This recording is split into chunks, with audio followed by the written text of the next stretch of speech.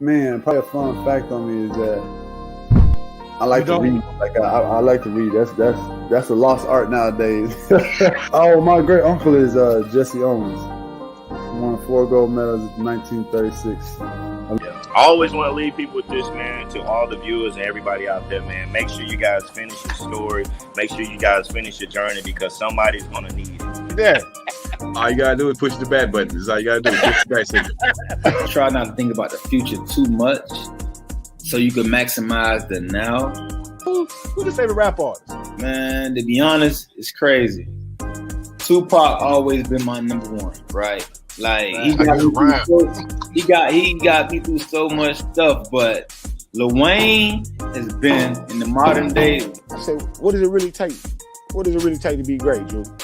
And he looked at me and he was like, you really want to know? And he was like, to be honest, everything you did to get here, you need to be consistent times 10.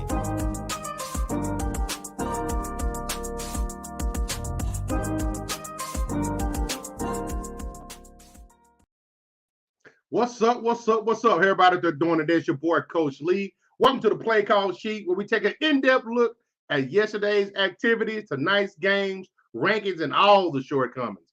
But with that being said, man, I got to get my guys up here, the people that hang out with me every time we do our thing.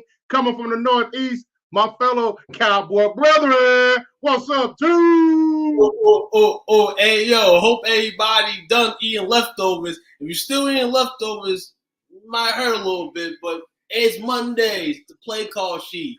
We're going through everything in our pad, man, from this football week, man. I hope everybody's enjoying their day. Hope you're enjoying your day, and I hope you had a great Thanksgiving as well, Coach. No dice, man. No, man, we just out here swerving, man. Two of us. Nah, man, we need somebody to throw an alley-oop to, man. I don't know if he could dunk, but he going to catch this flush tonight over here, man, coming down from the Bean as well. Man, I live there right now, but he's being certified. My God, Will in the building. How we doing, fellas? How we doing? Time to start trouble. Oh, Will, don't. Time to start trouble. Here we go. Word with everybody. Yes, sir. Hey, man, hopefully y'all team, well, our team, we know our team won Thursday. How'd your team hold up yesterday, man?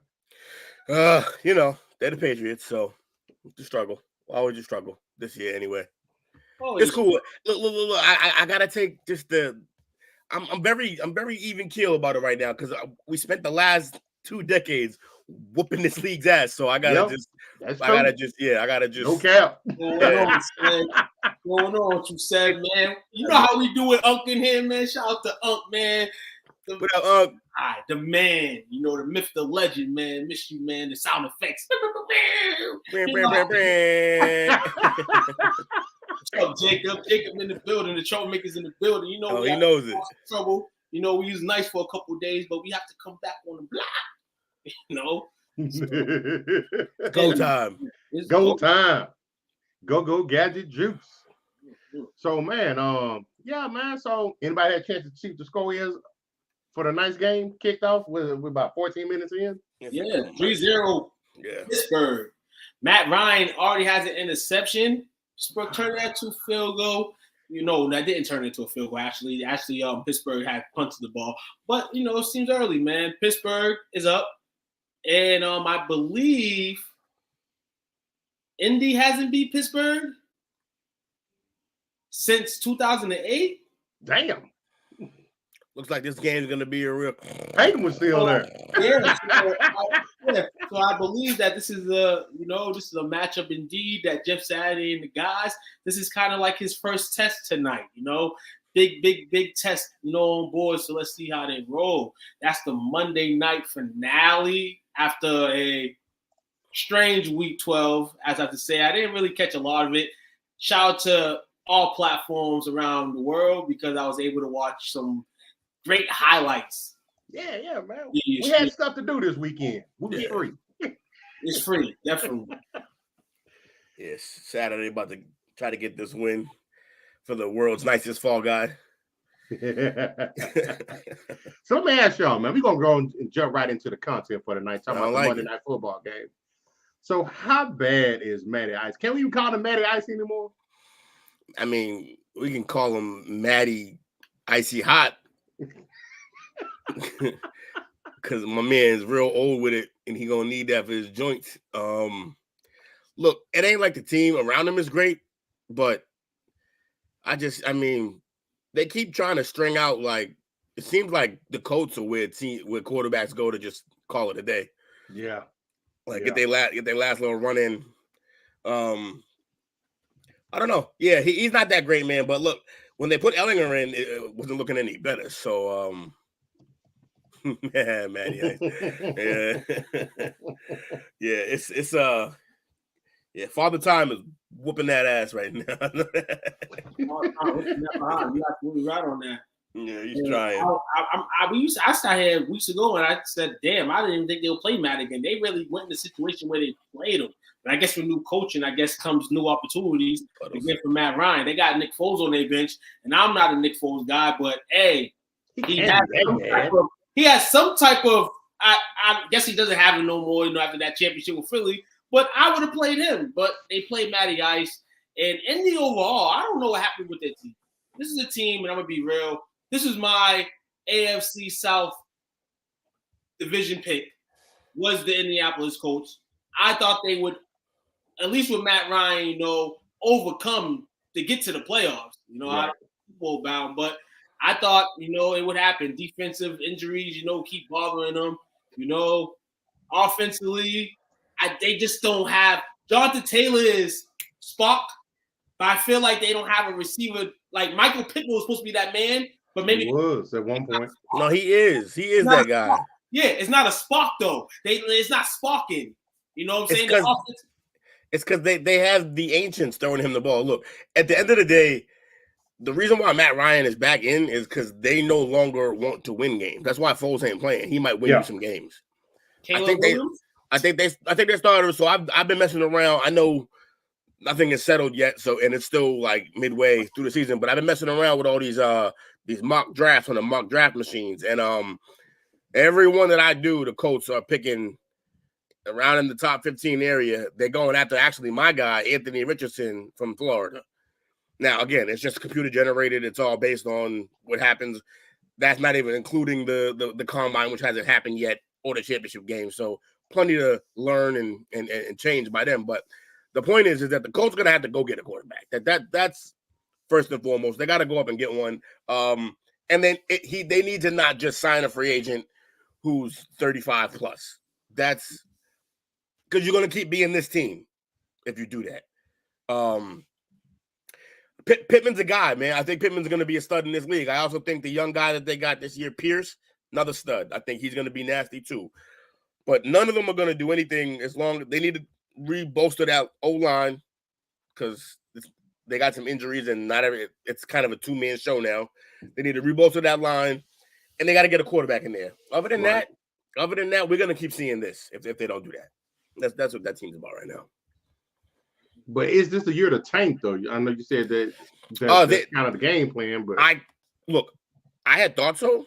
I thought this was a perfect year to tank until Saturday's game. Until Saturday's game. and then CJ Stroud went out there and it didn't look good for him, man. I mean, I guess Rattler kind of got his stock back up, but he fell way off considering where he was supposed to be coming into the season. So we got Stroud and where is he going to be in the draft? You know what I'm saying? It's Levis. Levis is the big question mark. Yo, so that's going to be the high rise next year. And I heard a couple people saying today on some sports shows, the NFL with what's coming up in the future may have to develop some type of lottery system for the QBs coming in next year and beyond. Now, I haven't heard no chatter about this year. You see some QBs. Hey, Stroud. Hey, it happens. You're from Ohio State, man. Rather you get a national championship or you end up in the NFL doing nothing, it all comes to fruition. I hope you want a successful career, and I hope you make millions, man, because that's what the game's about. But in all, Pittsburgh, I don't think they have the same problem, but I mean, with people saying that Tomlin's going to be fished potentially You know what I'm saying? What way does Pittsburgh go? Because Pittsburgh ain't too shallow from where Indy is either. You know what I'm saying? Well, at least Pittsburgh got a guy that they kind of believe in as of right now. I mean, I think Pittsburgh woes is at the offensive line. Always. It's kind of got a quarterback who's kind of in there. Of course, when they leave in, they got Pickens there at wide receiver. Harris is kind of hit and miss at back. Defense, Steelers, it's synonymous with defense, no matter what's going on there. They're always going to have a decent defense. That's their identity. But their offensive line definitely got some woes going on. Shout out to the Oakland Raiders, man. Shout out to my man Cedric, man. Hey, yeah. Raiders got a win yesterday. 300 yards from scrimmage. That's amazing. Clutch win for them. I mean, I don't know what it does for this season, but I mean, in their eyes, Derek Carr went in and cried in front of the media, and it's got him 2 straight wins. So keep on. Let's ride. Josh Jacobs single-handedly winning me 2 different fantasy wins. Josh Jacobs went crazy this week. Let me ask y'all this. I saw a couple of posts and things like that, just in general, not necessarily in the group, but they proclaiming that David Hughes Carr is that guy. Y'all buying any of that, or you think he is who he is? My thing about David Carr is he's one of those guys where it's like, all right, y'all can move on, but to who? You better have a guy ready. Kind of like we had going on here. You better have a guy. Everybody talking about that got paid. You better have a guy ready to be at least as good as or better than him if you move on from him. That's true. That's facts. I agree with that. He's kind of a purgatory quarterback. He's the white Dak. He's white Dak. Man, listen, man. I mean, he's the quarterback for the Raiders, and like you said, well, I agree. If there's nobody that you can get better than him, then I guess you don't touch it. But I feel like it's so rusty. I think Oakland's going to have to spend some more extra money. And I'm going to say this right now. Should have tanked. I'm going to put this on wax right now because this is potentially probably. Last night we seen a guy in Green Bay get a shot last night. And I don't know if Aaron Rodgers' season's over. We'll talk about it later. But more of the story is, man, keep watching, man. You know what I'm saying? Could Aaron Rodgers become a Raider? Raiders might have to spend some more money if they want a better quarterback. Otherwise, just keep Derek. Wow. Love looked real good from what he looked last year. He looked real good. So let me run this by y'all. So I'm looking at David Carr's contract. If he stays over the next 3 years, 34 million cap hit, 43 million cap hit, 43 million cap hit. Ugh. If they cut him, $5 million dead money, $3 million dead money, $1.8 million dead money. Oh, so that contract was built for him to get cut. Yes.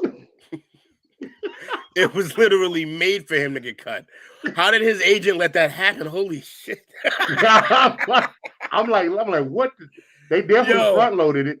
I want to know if he knows that happened. I want to know if he knows, because that's a terrible contract for the way he's been playing. It is. He's gone. I mean, now I wasn't sold before, but the guy's gone. Jesus, yeah, he needs to fire that agent immediately. So maybe Aaron or maybe Aaron wanted this way. No, not Aaron. That's Carr, right? Yeah, that's Carr. Yeah. Carr's contract is built for him to be gone tomorrow. No. And I'll be real. I know what you're saying. No, but I'm not mad at that. Because at the end of the day, it's a double standard with both of that. Because Derek may not want to not be a Raider. He may want to be a Raider. But at the end of the day, he may want to move. But at the end of the day, it's kind of what the market does for you. He's been on the same team forever. So is there a market for him or isn't there a market for him? But as long as he stays in Oakland, I know damn well there's soon not going to be a market for him, not at the starting QB position with the way he's going. So it's kind of a double-edged sword, you know what I'm saying? You have been blessed to be a QB of an NFL team for so long. The way we see QBs out and nowadays, and more nowadays than before. You was guaranteed to ride on the wave of your team back in the days. Nowadays, you can get cut like paper. So especially with a contract like that. I mean, hey, That's he's my been point. this his whole career. His brother, he's better than his brother. But basically, that's what the cards give you. It's like if you Look, don't. all I know, I mean, look, I can't tell you what's in the man's heart. I know that he's cried on set more than once. We also know that he's sworn that he wants to be a Raider. Like he loves the Raiders, and then he signed a deal that would make sure that he probably won't be one for very much longer. Yeah, he doesn't want to because he knows that he's not going to get what he's gotten over there, despite everything that's happening with him. My point is that if you sign a better deal, you can make yourself more guaranteed to stay there and get that money. Now he's not going to get all that money because they're going to cut him. Probably, if he's not very after the cuttable. season, he's so cuttable. Like And that's what happens when you want to so badly be somewhere. Yeah. Dealing with sacrifices, man. So Derek can't fire his man. So you know why? Because Derek loved that contract. So future 49er. let's look at something in contrast here.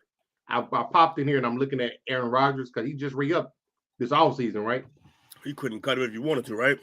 So next year, $31 million cap hit, then $40 million cap hit, $59 million cap hit, $53 million cap hit up until 2026. But if they cut him next year, $99 million dead cap hit. So he's there for 2023. Yes, for sure. He's definitely in 2023. That's the whole cap for one guy. Definitely. Yeah. Since we're speaking on Aaron, man, I believe that we have a discussion on Aaron Rodgers tonight. You know, shall we proceed? The Green Bay Packers last night, you know, Sunday Night Football. The Eagles, you know, it was pretty cool game to watch. You know what I'm saying? But Aaron fell flat. You know, Aaron leaves second half. You know, dealing with rib issues. After the game, reporters asked him about the rib issue and asked him if he's going to shut the season down. And Aaron says, hey, if we're mathematically in it, I want to play. Now, 4-8. Bad record to have right now. Minnesota clinches on Sunday if they win and a couple teams lose or whatever. So it looks like Green Bay's playoff chances are real dead. Yeah. What do you do if you're Aaron and or the Packers organization right now? I think he laid it out. You do exactly what he just said. He said that's tough. Yeah, it's a very simple. Actually, it got real simple by what he said. He said mathematically, if we're in it, I want to play. Okay, that's probably about one more loss, and then you're gone, and then we get to see what Love does. Yeah. And this situation gets real tricky because Aaron's been dealing with having thoughts of retiring or not retiring, and just pretty much doing what he wants to do on a weekly basis. Yeah. And last week he comes out, and says that his thumb's been broken, you know, and throws that in the airwaves before he even gets to the sports airwaves, though the Packers knew that. Is Aaron kind of playing his way out of Green Bay? I'll tell you what he's doing. His absolute best Brett Favre impression. This is textbook Brett Favre. I never thought that we'd get another one, but at least Brett loved the game a little more. Like, this dude loves himself a lot. Yes, he's a narcissist. Huge, which I think playing quarterback at a high level requires a little bit of that for sure. But man, he's taking it to a level of Trent Dilfer is Derek Carr. Y'all better stop. Y'all better stop with that disrespect. You better stop that disrespect, man. You know, for two reasons. One, Dilfer got a ring. Stop that. And second of all, Derek Carr. I mean, he was a more natural thrower and whatever. We won't get into that. That's my man Jake, man. Jake's throwing them hooks and throwing those hooks and rights, man. When the team is down, man, it's all good, Jake, man. Your Bengals are down. We was talking trash about them, man. It's kind of the same thing. So, you know, P Dollar. What's up, fam? Hey, bring Ron to DCA. You don't like Tyler? Oh my God, yo, look, it'll get scared, y'all. If he come to DC, both of y'all better start getting real worried because that defense. Maybe we could beat the Commanders. I mean, maybe Aaron Rodgers had to switch teams for us to beat them. I'll be down with that. No, I'll be you wouldn't. absolutely down with that. That would make the NFC East like have their own channel of games. Like picture. They basically should already have. It's Fox, right? It's Fox. Giants get an elite QB. Hold on, picture this. I said the Giants might get Lamar Jackson. Picture Lamar Jackson, Dak, Aaron Rodgers, and Jalen Hurts on a network. Yeah. Imagine if they did what the NCAA team are trying to do and break out in their own leagues. Imagine that. But y'all, if they kept that team right now that they have and added Aaron Rodgers, that team is scary. Yeah, it's crazy. Scary because they probably got the best defensive line in the NFL right now. Probably, and then that's without their stud on the end. Right, and then you also got McLaurin, Samuels, and Dotson as wideouts over there with many men and 50 Cent in the backfield. Like, yeah, that seems they're gonna be putting on a lot of them big ass hats. Shout out to the big hat. I'm about to get one. Real talk. Yo, for real, right? Like I saw the picture, I'm like, yo, I need one of those. I got mad dreads. I can still had the dreads up with the hat on. I need one. Anyways, when I saw that hat, I immediately thought of the big ass biscuits on CB4. Hey, yo, about to watch that tonight, dog. Yo, for real, right? It's been a while since I've seen that movie. It's been too long. CB4 is a classic. All right, so where were we? We're a mess. It's too far. Jake, you'll watch it, Jake. You'll be watching, talking about it all week. How you do? Lowest rated station. Jake's all over the place today. Look, like I said, I think the Packers got to play it out the way he spoke it. If we have mathematically a chance, I'm gonna roll out and play quarterback. If we don't, then I'll sit it down. I mean, he didn't say that with those words, but it seems like that's basically what he was saying. I'll sit down if we're not. And then you get to see some love. Love needs some reps, man. What we saw last night looked promising. I know the game was basically in the bag, but it wasn't. They still had a chance, and Philly had to roll out their starter still on defense, and he drove right up the field. He had 6 for 13 or something like that for 113 yards and a touchdown. Scored like 10 points. Yep. 6 for 9. Oh, 6 for 9. Yeah, not 13. 9. Yeah. So real smooth, and not. It wasn't even about the stats. Honestly, it was about his poise. Like the minute he hiked, he made his reads real quick. He licked his lips. He licked his lips and he gave the look like him. He's like, I'm ready now. He threw dots. I'm ready to come off the field now. And the way, like you said a couple minutes ago, Brett Favre-ish, I already knew that this was going to end up Brett Favre-ish. I said this years ago. You know what I'm saying? But he was telling me that Aaron was his God and all that. And like you said, too, and I agree, a lot of points tonight, that Brett Favre would never even did this. Like, you know what I'm saying? Yeah, like it's a little different, right? Like it's similar, but like a little more extra. We're gonna know Brett Favre. That's who he is. For Robin, a little extra, right? He's extra. Right. We're gonna know more for Robin Schools now, but at least when it came to the Packers brand, he was loyal at some point. Man, Brett literally could have just went off to the sunset and been one of the most beloved human beings in like ever, and he did nothing but mess that up since he retired, bro. Yeah. How we doing, Jamie? Hey, how you doing? We like Jamie better than Jake. Yeah, Jamie, I hope Jake, after that UFC fight a couple weeks ago, made you breakfast because that was the bet. I told him to change the bet that y'all had. You know what I'm saying? Figuring that you was victorious, as you always are against Jake. You know, from State Farm. She's like, whatever. I win all the time in the house. Well, that's a good segue. Speaking of bet, this next story is we talked about Matt Rule getting cut a couple of weeks ago from Carolina. Well, he's resurfaced as a new head coach for Nebraska University. You think that's a good fit for them?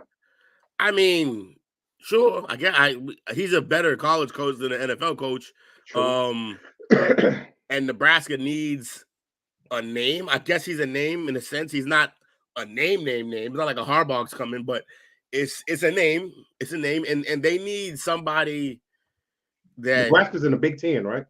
I believe so. They just need to be rebuilt. It's funny because we were talking about them last week about what they used to be and how that used to be. The irony, right? And then suddenly they make a splash play. So I'm very interested just to see how that goes. And it's funny because you know how it goes in college. We won't even really know for about 2 years. He's got to get some draft. He got to get some recruiting classes in there first before we even know what's going to happen. Now, Is he a big enough? I guess I'll rephrase the question, because he signed for 8 years, so we're gonna have a long time to figure out how this goes. Well, I guess the question that I'll ask is, how soon, if he is gonna make a difference, how soon do you think that happens? Is he the type of guy? Is he the type of name that his first year there can start reestablishing the Nebraska name in terms of recruiting and getting some players there? Now, I would say this first year might be a wash because he's already in there late. Like, everybody's recruiting classes coming in has already been started. So, like, this year, he's going to have a thinner recruiting class than what we should expect from him. So, but next year, do you think as early as next year we would see a change in terms of? His track record, his last two stops in Temple, he went 2-10 his first year. In Baylor, he went 1-11 his first year. I say, see, the Temple one, I would say that could happen to anyone, but the Baylor one, they have talent consistently. Not that it's always 5-star, but every year they send at least one guy who's like special in some kind of way. So, yeah. It does look like by year 3 is when you see the significant jump for Rule. So I guess that allows him, to get the previous regime kind of out of there. Then he got a little bit of them left over his second year. Then by the third year, he's got his style of players in there. Okay. I'm surprised his all-time record for him to be such a hot commodity as an NCAA coach. He's 47-43.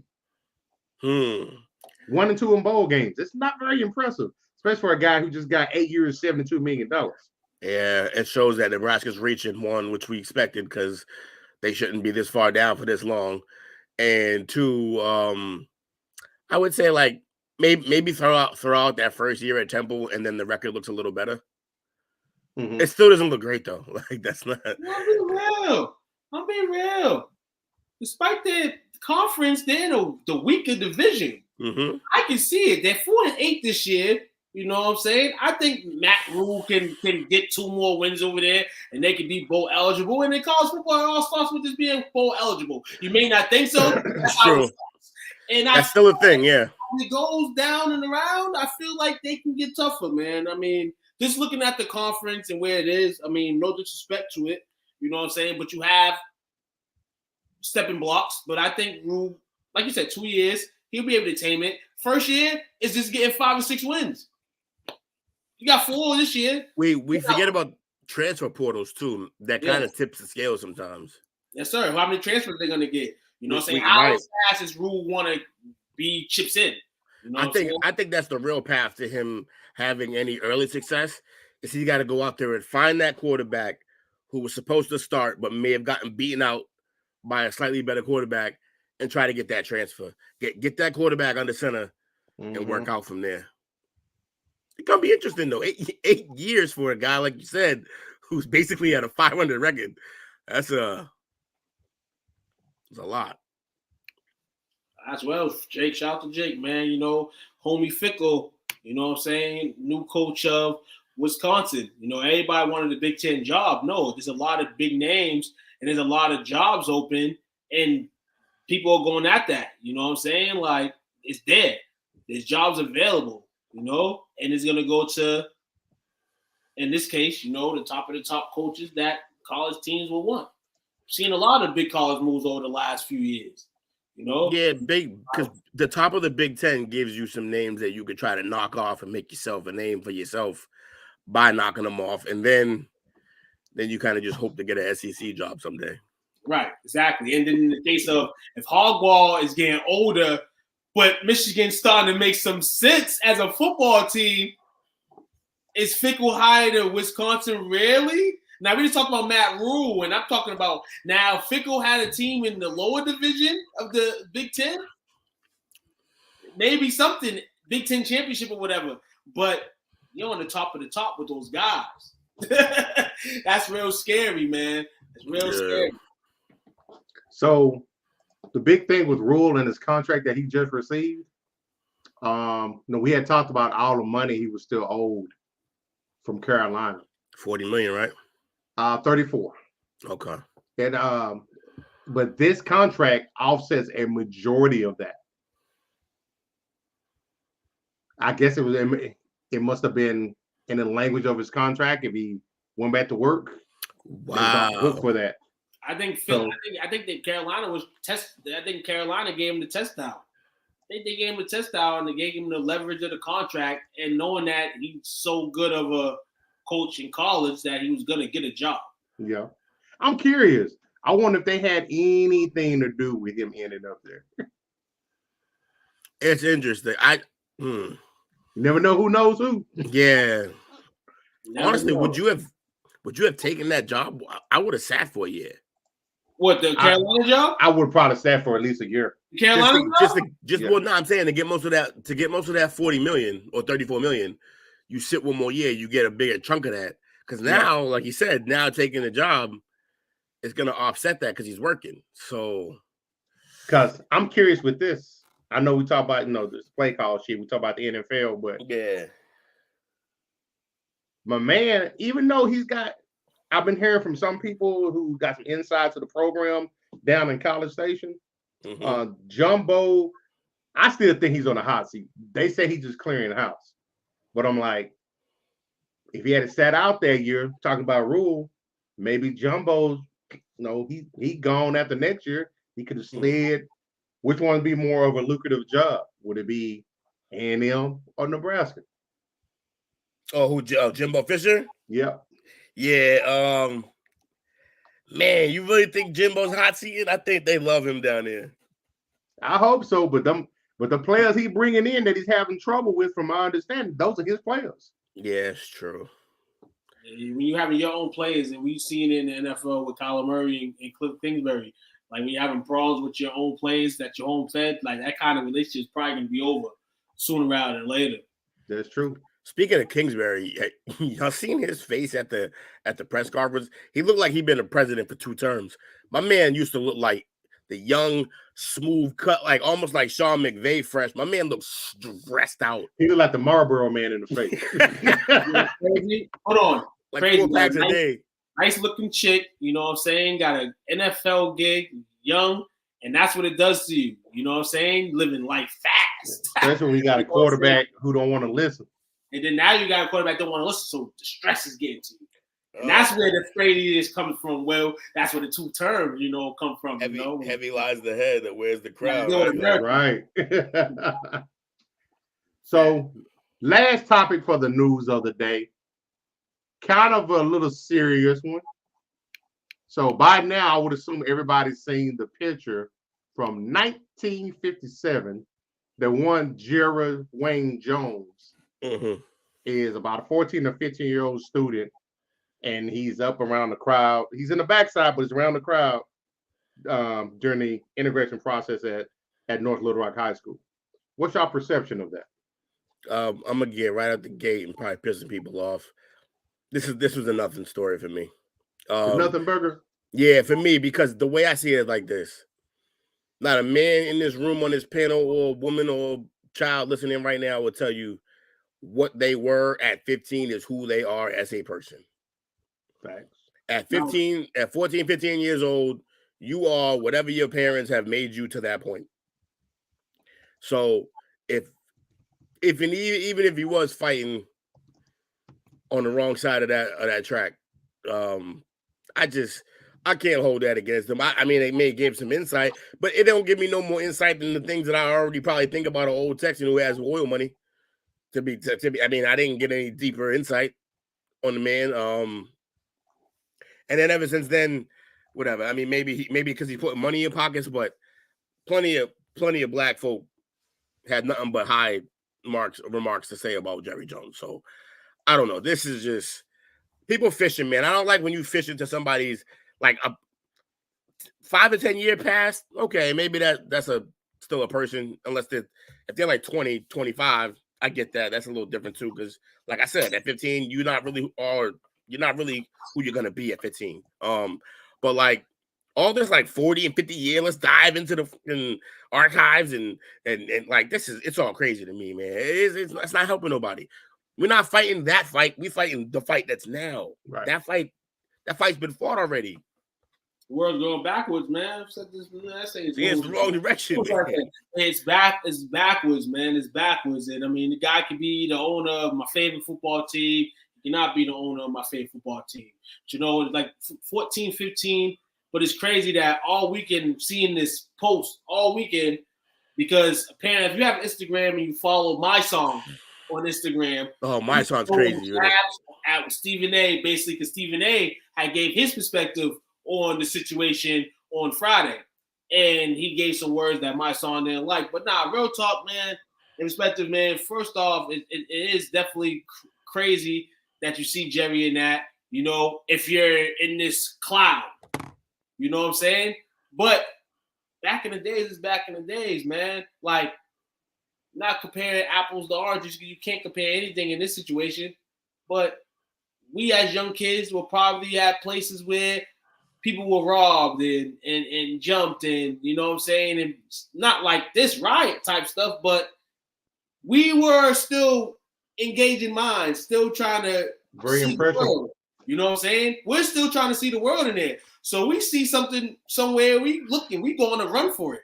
And other than that, it looked like, you know, and Jerry had said that, you know, one of his teachers or something, you know, told him to come down there and us and that. You know, you're told to listen to teachers at school.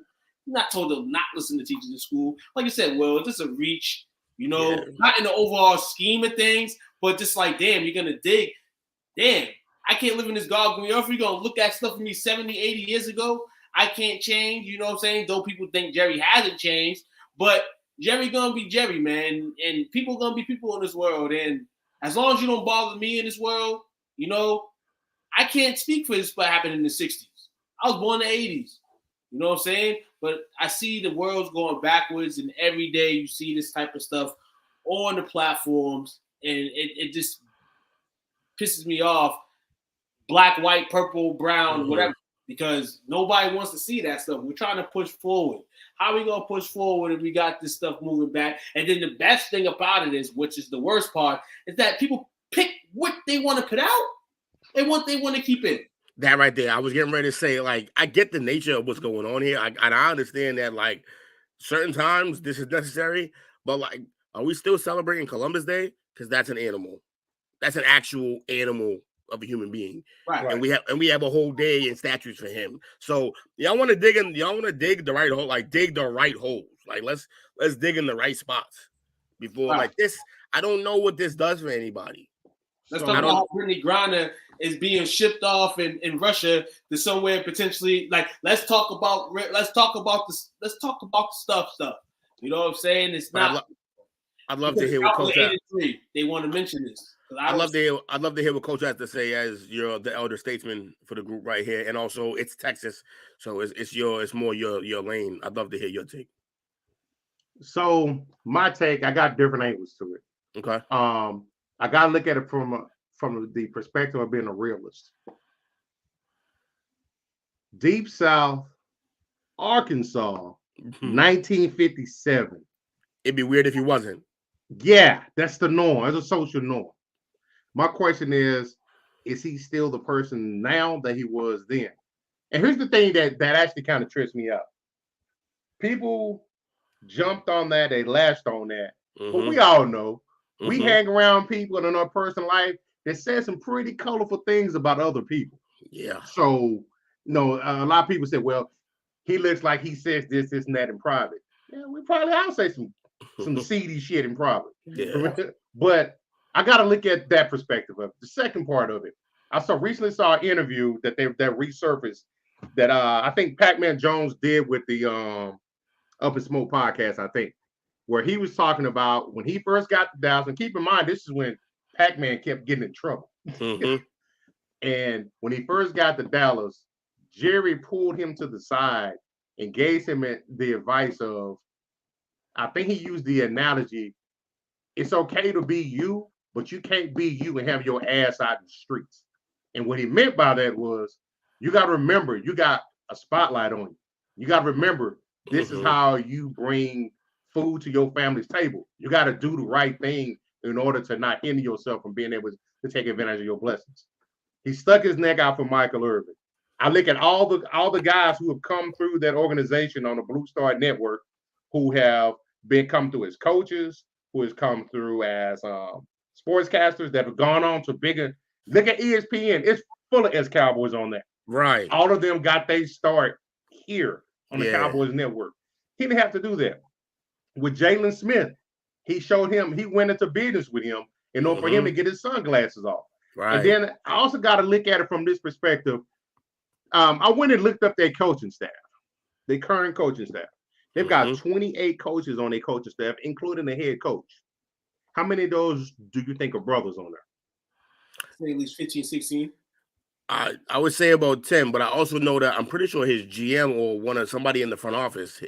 We're gonna get to that. Okay, so 14 out of the 28. 14. Got my man, 50%. It's half. 50%. And then I'm looking at it, the assistant head coach. So if something happens to Mike McCarthy, the assistant head coach usually gonna be the one that steps up, right? His assistant head coach is a brother. I didn't even know that. Rob Davis. Yeah. I looked at the strength and conditioning coach. It's 3 strength and conditioning coaches, all brothers. And I got to also look at it from this perspective as well. There was a particular situation with Jay Ratliff back when he played in the day. Both his parents died in a house fire. Oof. During that house fire, he actually, after the house fire, he was running back and forth. The team was allowing him to take time off because he got to make funeral arrangements. He got to get his parents' affairs in order. It was so much of a toll on him and his family flying commercial. Jerry allowed them to use his private jet to go back and forth from here to Alabama. You don't do that if you can feel a certain type of way towards a certain group of people. That's character. And 2 more points I want to make, and you mentioned his executive. He's pretty much the GM de facto. That's Will McClay. Outside of the Jerry and his kids, they all are above him, but he reports straight to Steven. So as far as people outside of the Jones family, he's the highest ranking official in his organization. I agree. The head of his security that's been with him since he bought the Cowboys is Roosevelt. That's kind of like a brother name to me because it is a brother. Last point I'm going to make, and I'm off my high horse. Good. Preach it. At one point in time, Jerry Jones had QB1, QB2, QB3. Well, Quincy. All brothers. Quincy, Tony Banks, and Wright. All brothers. I rest my case. Yeah, I think so. I think what me and Took was trying to say was way more executed by you with a lot more facts, and that's exactly why I wanted to hear your take because I knew you had all of it. Yeah, I think that rests the case. As far as our corner of the world is, I think everybody here, I think we're on the same page. I don't like that they're doing that to Jerry. No, I don't look. There's plenty of reason. There is plenty of reasons to not like Jerry. Now, I got a question about his son. No, Steven, I got a question about him. He did some questionable stuff. I'll be like, Daniel Snyder. It sounds like something that Daniel Snyder's putting in the airwaves. Man, that's what I forgot to. You got to think of where this story came from. Yeah, it came from the Washington Post. Wow. Daniel Snyder. Your man. Crazy. My man. Who? My man. Kraft. Your man Kraft. Because they had a little situation, a couple months ago at a conference. Yeah. Jerry told him I don't play that. Yo, Jerry told him I don't play that, didn't he? Yeah, he told him don't F with me. Jerry, he said, "Come see me. Come see me." Man, God, shout out to Fat Barbershop, man. Good podcast, man. Definitely shout out to y'all, man. Absolutely. That's Barbershop. You, we appreciate y'all. Sir, don't mess with my owner. He got dirt on everybody. And I'm thinking he the one that probably leaked this because he did make that statement that he got dirt on everybody. Yeah. See, I don't like this. Then, like I said, there's plenty of things you could be annoyed or not like about Jerry. I don't think this should be one of them. I don't think this one means anything. Like I said, I think it's nothing burger. I think now I forgot about the Snyder angle. I forgot all about that. The Snyder cut, so to speak. Like that makes a lot of sense now. He's fishing, man. He don't want to go down. He don't want to get booted. And he knows they want him out because that team is winning despite of him. Yeah, imagine when I want him to stay the owner. I know you do. Me too. They've been inept since he's gotten there. Uh-huh. We don't want Jerry gone. We don't want Jerry gone. Nah. Jerry's good for the league. Oh yeah, and that's the part that really blows my mind is the NFL is as popular. He was very instrumental in that. It's the reason why the man's in the Hall of Fame. I'm like, we all like to wear our favorite team's gear. Mm-hmm. He was instrumental in bringing that marketing to the league. Before it was a rare thing to see the authentic licensed jersey. Mm-hmm. The salary cap, he was a big proponent of that. But then you hear people say, well, they didn't want nothing since they know he made able to buy it. But he was looking out for the better of the team. And that's why at the end of the day, Jerry don't care what color you are. He care about green. Green. Every time. Green. That's what motivates him. Mm-hmm. Dollar bill, y'all. I'm glad we all came to that conclusion though, because I did not like what I was seeing. For once in a while on a divisive story, I actually agree with Stephen A. Usually, I'm like, get this dude out of my face. He caught me off guard. See, the thing is that he's a big Cowboy hater, but he's always respected Jerry Jones though. He has said that in many ways, and maybe not how he deals with like the fact that he's kind of a de facto GM for them when he shouldn't be at times. But he respects Jerry, and so when he said that, I wasn't that surprised, but I was happy that he stood on his that like all the years that he talked about Bart Scott as well surprised me. Bart, that's another stand-up dude. He's a huge Cowboy hater. Yeah, that's true. Jacksonville Cowboys lost 3 weeks on. Yeah. With the health department. No, is that one with all the rats and stuff? They failed the health inspection. Who, the Jaguars? Before the game Sunday. Oh my God. And they still got a win. Beautiful win too over two dang organizations, the Jaguars and AEW. Why are the Jaguars so down there in Jacksonville? Wait, who owns the Jaguars? Why are they so rich? Kong. Oh, yeah, that checks out. He running that wrestling. He running the AEW thing right now too. Yo. So he just keep it dirty. Wait for somebody to clean it, man. He ain't cleaning nothing. In Cleveland, there was skunks over in Cleveland yesterday after Browns played the Buccaneers. Man, stinky and infested.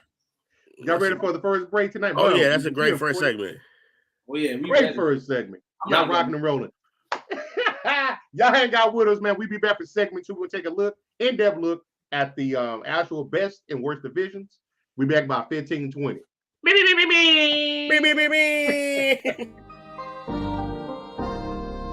What's up, world? Kyrie Robinson, man. New Orleans Saints veteran. Hey, man, make sure you guys go check out my guy, man, STWF, the media, man. Check them guys out. Y'all want to get sports talks with players, with fans, anything like that, man, go check them guys out, man. That's the place to be if you want to talk sports. Who that nation?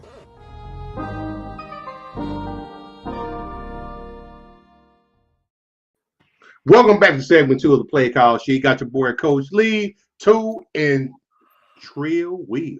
That's me. Will Trill. Ill Will. So Will, all of it. We appreciate y'all hanging out with us, man. We seen the comments from Cedric, Unc, Jake, Patrick, Jamie, Anthony, and Fats Barbecue Club podcast. Thank y'all very much for the unwavering support. We appreciate that. Appreciate the love in the building. Segment 2, best NFL division / worst NFL division. So we're gonna jump right into this, gentleman. Oh, this is gonna be an easy one. AFC East. We got Miami 8-3, Buffalo 8-3. The Jets 7-4, New England 6-5. It looked like stuff got back to reality, did it? Just a couple of weeks ago, it looked like New England was going to jump in the first or second. And it looked like, they had it back in motion. But it was all good just a week ago. No, in all perspective, no disrespect to New England on this, man. They lost a tough game in Minnesota. Yeah. That call that they called on Henry not getting a touchdown, that was crazy because Matt balled his behind out. That team went out there the other night against one of the good teams in football. But this division, it gets interesting now because now you get to division games within. Buffalo plays New England this week. That's a Thursday game, correct? Mm-hmm. So is that maybe a Thursday game? So it's like I'll check. So it's more of now, Miami's getting into a groove.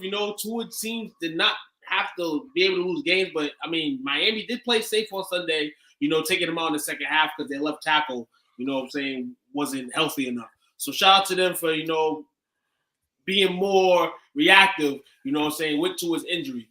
But, this is back to reality like it was 2 weeks ago. Kind of where it was, Buffalo. Second best division in football. Second best division in football. I can agree with that. That's always been their agreement this season, I believe. What I'm saying? The East Coast is the best coast. That's why I always say. New England is only a game out of a wild card spot. Yeah, and behind Cincinnati. And they're gonna be 2 games out when Buffalo beats them on Sunday. Probably. Man, Buffalo they've been struggling the last 2 games. Patriots are gonna be the team that not like a bounce back game. The crazy thing is, to really find out how Josh Allen is with that UCL injury, because best believe Belichick is scheming to make him do everything. Oh yeah, he's gonna have to move. I've been surprised by the UCL injury. He hasn't really you seen him run a lot on Thanksgiving.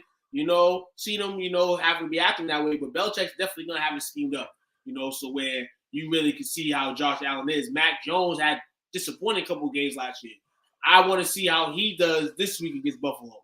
Figuring last year was a bunch of trash games. Right. AFC North.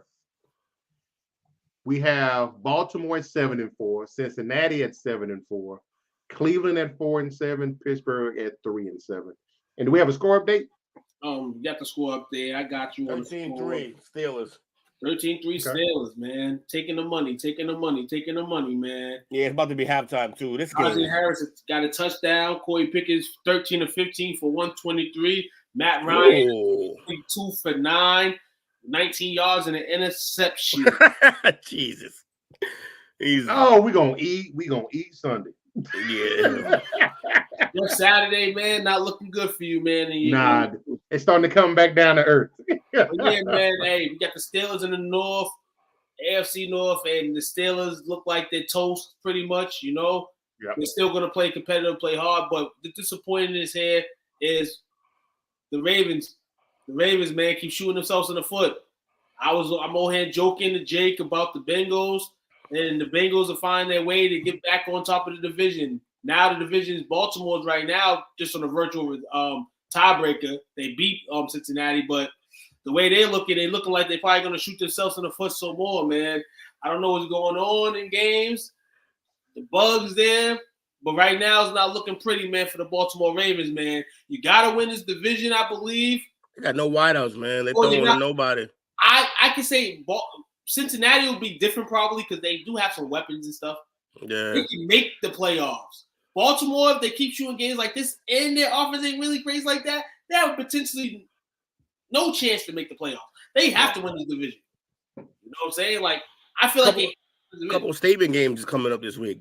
Yes. Couple statement games. We got Commanders and the Giants. I hope this is not part of the next segment, is it? No. All right, good. Yeah, a couple statement games just because we're going over divisions and stuff. Commanders and Giants is going to determine a lot, or maybe a little in that division, which is probably the best division in football. And then I also like this Titans-Eagles game because the Eagles can get run on, and the Titans can run it. Yep, the Titans can run it. So I'm interested to see that game. And maybe that 49ers Miami game too, huh? Yeah, that 49ers Miami is gonna be crazy because Miami don't give up points, and Miami's is scored over 30 in the last 4 games. So yeah, but them Niners is coming to town with a pass rush and some. Wow.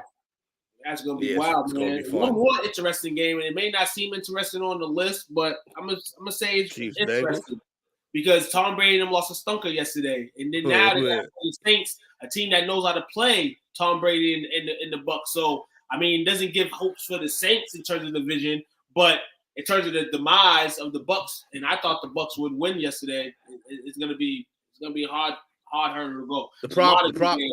The problem is one of the few teams more dysfunctional than the Buccaneers right now are the Saints. They don't really. They have no identity. No identity. They're playing way out of sort. They don't know what's going on. And even when they even when they get the balls to their playmakers are fumbling. It's all over the place right now. But I can't admit that would be an interesting game for sure. Chiefs Bengals. I mean, it won't be. This is what they're gonna run it up. The Bengals make the Bengals because the Bengals. Joe, they say some stuff, saying last year we kind of got on the same track, Joe Burrow saying this, what I'm saying? Now we're going to see if we're really on the track because guess what? It stops in Pattyville, Patty Mahomes. And this has regular season feel and it's going to have more than that. And I think this is going to be a real statement game for Cincinnati. I mean, I think the Chiefs can afford to lose this game because you still got to play Chiefs in the playoffs. But we forgot about the most TMZ game possible next week. Which one is that one? Cleveland versus Texans, with Watson going back to Texans. That's the most TMZ game there is on this. Man, they're not gonna have that game on no networks. Yeah, I know. They might not even play it on the Houston Texas network. They might just comedy. Wait till late night and play the Cowboys Colts. You know what I'm saying? Next Sunday. There's a lot of good games, man. Titans, Eagles. You got Jets, Vikings. Yeah. You got some good games coming into week 13, man. Jets Vikings wouldn't be interesting to me until Mike White went out there this week. Yes, and let people know that he's one of the best backups in the league, and maybe he should be starting. Ex-Cowboy Mike White. Real talk. Yeah. Jaguars, Lions might be. That's who I think. That's who I think of whenever you compare Romo to the other white quarterback. Not white quarterback, but what's the other quarterback that you always call the Romo? Danny White. Danny White. Whenever you say, I always think of Mike White, but I know there's a Danny White too. So. It's a mess. But anyways, all right. So I derailed us. Sorry. Nah, you good, Will? Oh, we cool. AFC South. AFC South. Tennessee 7-4, Indy 4-6, Jacksonville 4-7, and Houston 1-9. I mean, barring Jacksonville after the win that they just got, and barring that turning into like a snowball effect to where now it's clicked and they can win some games, it would still require for Tennessee to lose a couple games. It's Tennessee's division to lose. And I don't think they're going to lose it because they play quality football that travels. They run the ball, they defend. So it's definitely a throwback team. If it's anybody's chance, man, you know what I'm saying? Hey, it's nobody's chance in the South, but like I said, you got Jacksonville this week playing the Lions. I feel Jacksonville wins that game. It gets a little twitch interesting. Yeah, slightly, right? But like you said, the Titans travel well. Well coached. They do have some good. Got some good string of games. As the season ends. So I like to see if they have a downfall, and if they do, it's time for the Jaguars to try to pick up some victories. But other than that, the division's been the Titans the whole year. Go downhill. But if we're going to talk about teams that could potentially make the playoffs and things of that nature, we have to look in this conference because it's probably the worst conference. And we can't let the Titans off the hook due to the fact that they are the best team in there. Also, Titans lost a goofy one this week. They basically had the game won. Yep. Then there was that weird penalty, and then they just that was it. They took the L. So AFC West, Kansas City at 9-2, Chargers at 6-5, Raiders at 4-7, and Denver at 3-8. I have completely succumbed to the Chargers, which was supposed to be the best division coming into the season. It was, and it has been everything but. Again, this is the Chiefs way out in the head. They ran away and hid with the division. That's theirs. And the Chargers can make a push for some kind of wild card possibly, but that team, I'm convinced that everyone, like what Tuke always says, they're cursed. I believe it. Yeah. They cursed upside down, man. Chiefs are riding high in this division. And as much as I want the Chargers to make the playoffs, this might be a year to reflect. It doesn't make sense. But it was a good win the other day for them against the Cardinals. At least they know how to win the close ones. They didn't know how to used to win the close ones, but they seem to win more than they lose. But, I mean, at the end of the day, Patrick Mahomes and them got a stranglehold. Their offense is looking good. It is not looking like, they need the fancy 70-yard touchdowns. but receivers are touching the ball. They're all happy. They're all getting the rock. You know what I'm saying? Equal share time for all of them. They all I feel playing like good. I feel like the entire roster, staff, and front office of the Chargers are all playing for their jobs right now. Yeah. I feel everybody but Herbert. Herbert's locked; he's fine. But everyone else is on the hot seat at this point, and I think that's rightfully so. Denver should have the same exact problem, except they're married to Russ. So They fighting on the sidelines. yeah, it was good to see though. Little fire. I liked it. I liked that somebody in the defense was like, yo, get your shit together. Russ, what are you doing? We're spending $250 million. We're gonna be strapped to you. We may not even be able to sign anybody or draft anybody for the next 2 years dealing with your ass. You need to play better. That's it. There's guys here. You have receivers. You have weapons. What's going on? You know, I've always been a big proponent of Russ. You know, probably up until this year because he's let me down a lot. He's my favorite quarterback in the league. Wow. And I will probably have to say Sean Payton. This is probably that'd be scary. This would probably would be he got exposed. This is some of the rumblings that we heard that was going on in Seattle, especially after they lost the Super Bowl. And it started coming out, leaking out more and more that he was a bit of a diva and he didn't like taking accountability. And I'm starting to get them vibes from him right now. And if that's the case, man, I have been surely misled.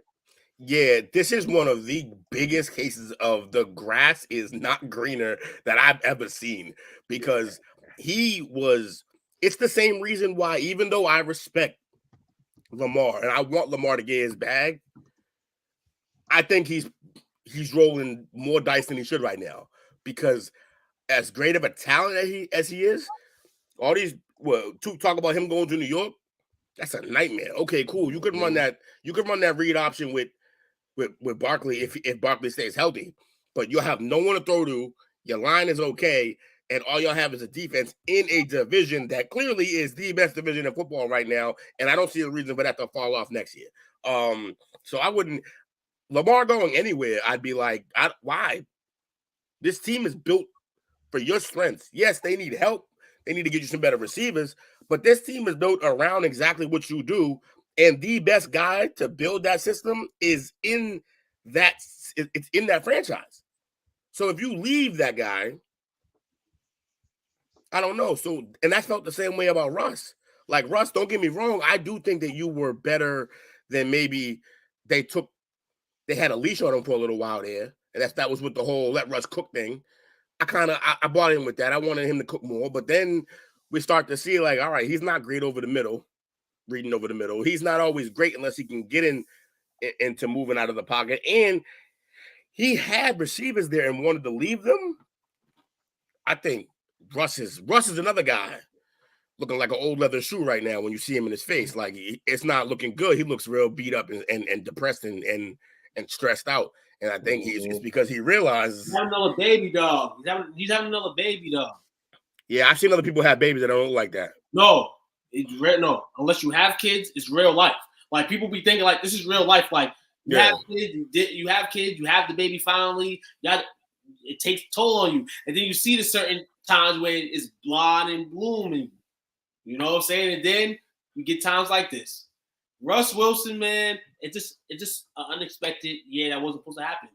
It was supposed to be a year that you was really supposed to ride. Real talk. You really supposed to ride. You were, in many cases, one of the best QBs in the league. You know what I'm saying? You ended up in a great spot in Denver. You felt like Denver wasn't getting no glue with Russell Wilson. But ultimately, what they've gotten so far is just a tack for your wall.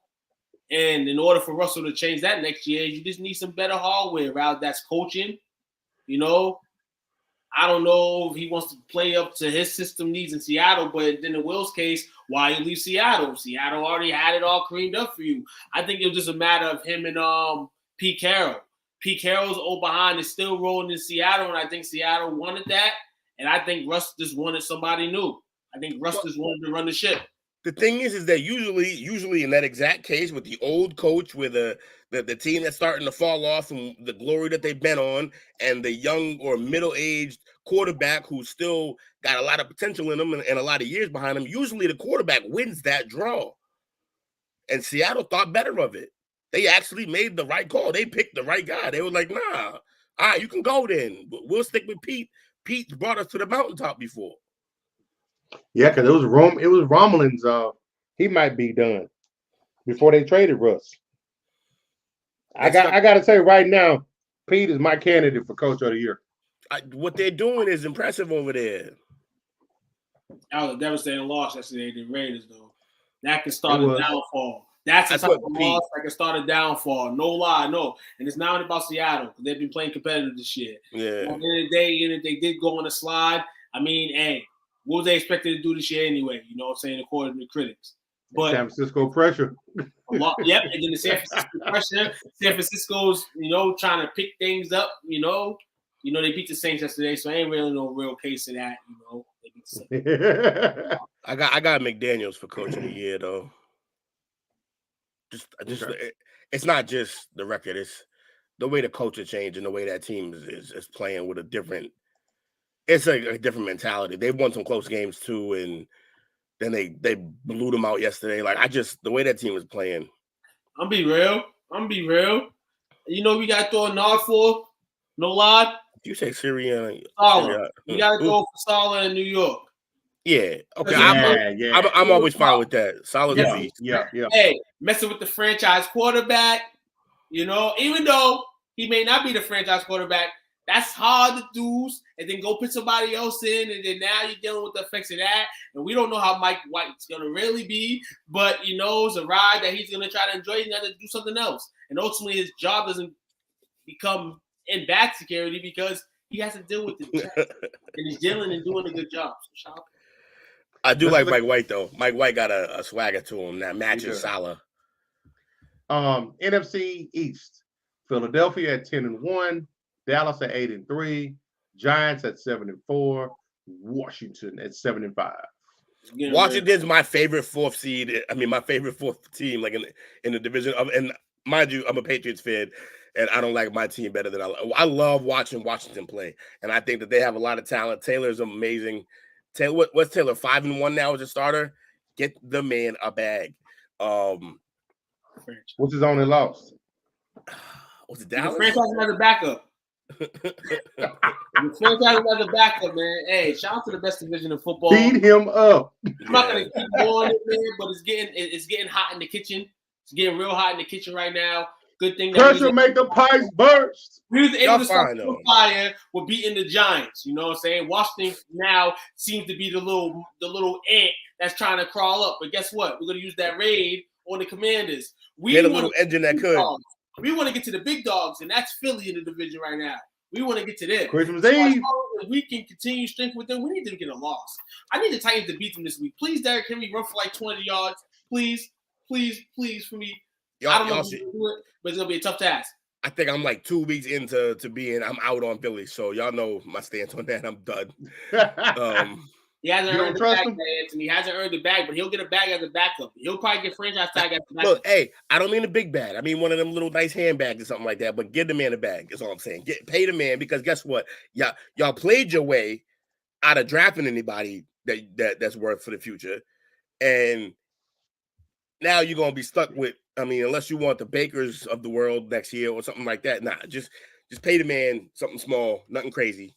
Keep him there until you can get the real guy in. But for now, get rid of Wentz. Yeah, got to move on. You can't keep doing the Wentzes of the league, man. You can't keep doing that to yourself. It's not okay. NFC North: Minnesota at 9-2, Detroit at 4-7, Green Bay at 4-8, Chicago at 3-9.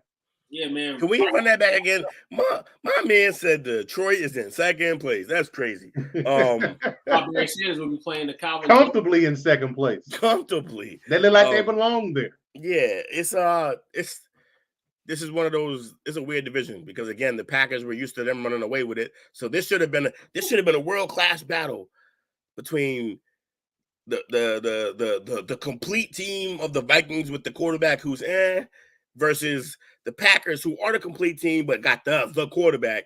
And this would have been a fun battle throughout the year, and just the Packers have just disappointed everybody, including themselves. So Minnesota can probably clinch in what, about 2 weeks? Man, Dan Campbell, man. You know, I mean, the It's the Vikings kneecaps. they're about to win this division this week. The division is about to be wrapped up. The Vikings is about to be the first team to wrap up the division. Kansas City's probably second. I'm surprised they ain't Kansas City first. But in retrospective, this is where we are right now. The Lions will probably be a team that can spoil somebody's playoff chances. The Packers will be a team that's experimenting with their QB in the future potentially. And the Bears yesterday before the game said they was going to start with Trevor Siemian. He gets hurt, his ribs. Then they said they're going to start the backup after that. And then before the game starts, they said we're going to start Siemian. He's okay. Yeah. And then Fields, they're not really sold on. So the Bears they're sold on Fields. He's just hurt. I didn't know. Overall, be real, I just think there's still smoke blowing in there. I feel like he could be a guy that could play with that team for, and I think there's some people upstairs that want him. But I still think there's a divide. I believe. And you know why? Chicago just feels like they're gonna get this out of the world QB. Dude, you had Jay Cutler for years and you appreciate him. So I just don't understand the riff with them rushing to go get this QB. If Justin Fields they feel is not good in 2.5 years, why are you gonna go rush on another one? They're not giving them time. Because they messed up on Trubisky. What is it? Trubisky, all that. Like the Bears right now, just the team is looking at.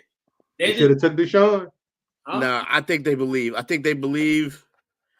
I mean, should they? That they would have had to get rid of him by now because of that case. I think. Do the Browns believe in Deshaun? Well, Deshaun better win him some games. You know, he's gonna. No, he was saying that the Bears should have took Deshaun. Anyways, all over Trubisky. The Bear, yeah. I think they believe in Justin Fields. They have to. That city loves him already. He's playing tough. They went out and traded for Chase Claypool, try to get him more weapons. Mooney's down now for the season. I just read earlier today. So the team just he banged his shoulder up last week.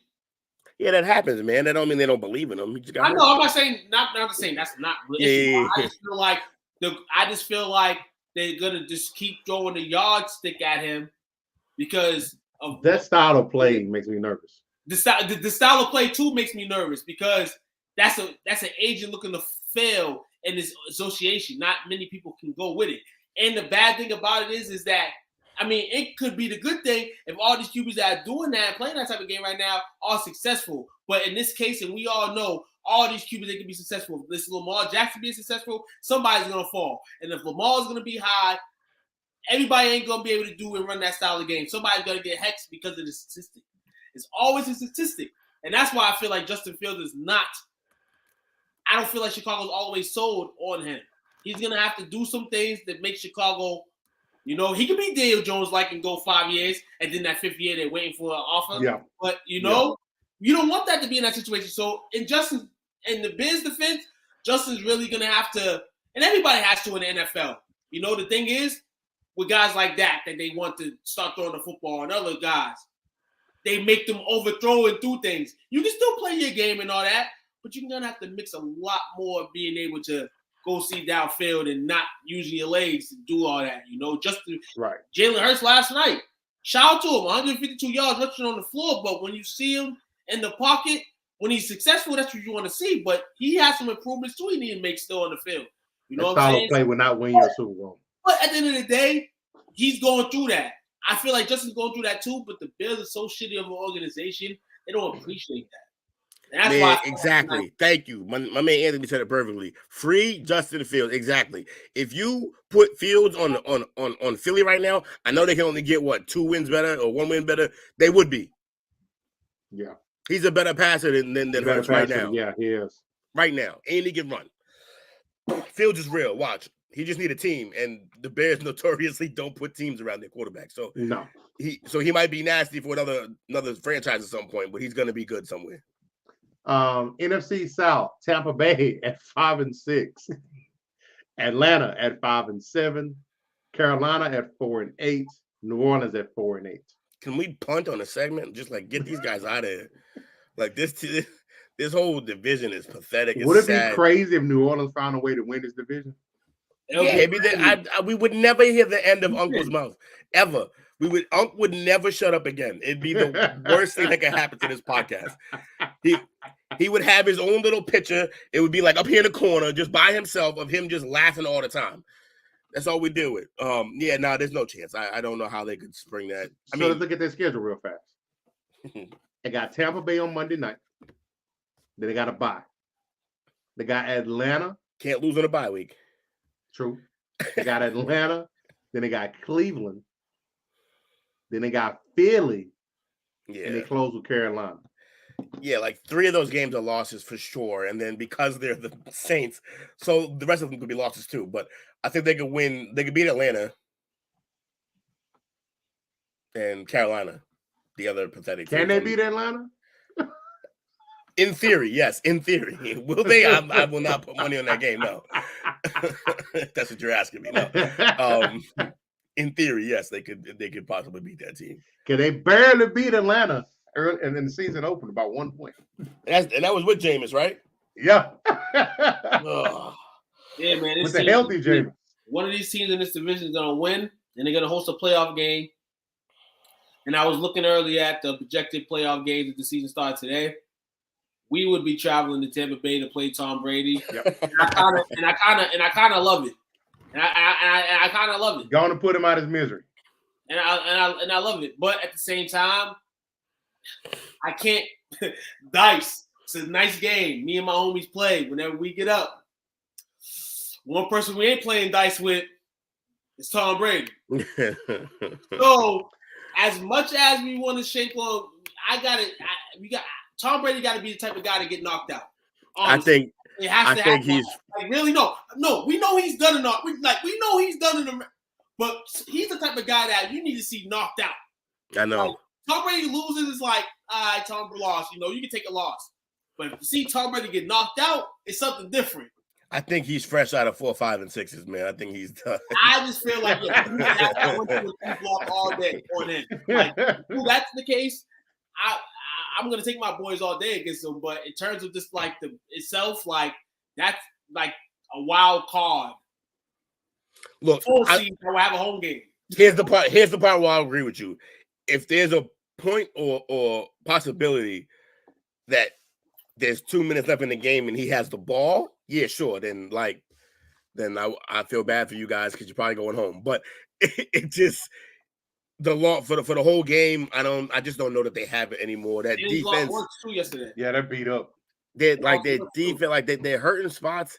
Also, here's something that you never hear a Tom Brady team say: they don't have an identity either. What do they do? What do they do? They talked about that earlier, and responding to see was the coach issue with. Yeah, they can't even get the ball. Like the one thing that should be 100% guaranteed on this particular squad should be Brady to Evans. That should be solid. That there should never be a problem with that duo. And I would even like to add in, it shouldn't really be a problem with Brady to Godwin either. And yet, there's been struggles with chemistry with all 3 of them. Yeah, you looking like Jameis Winston right now without the picks. It's all good. Yeah.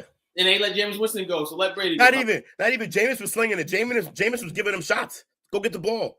Yeah, Jameis was giving all. Yeah, man, Brady's missing like whole 5-yard window. You gotta realize a lot of these players before Tom Brady got to Tampa, they didn't have in their minds that they were gonna win championships. Yeah, right. If any one of those guys that were playing with the Tampa Bay Buccaneers before Tom Brady got there, thinking they're gonna win a championship, they're absolutely lying to themselves.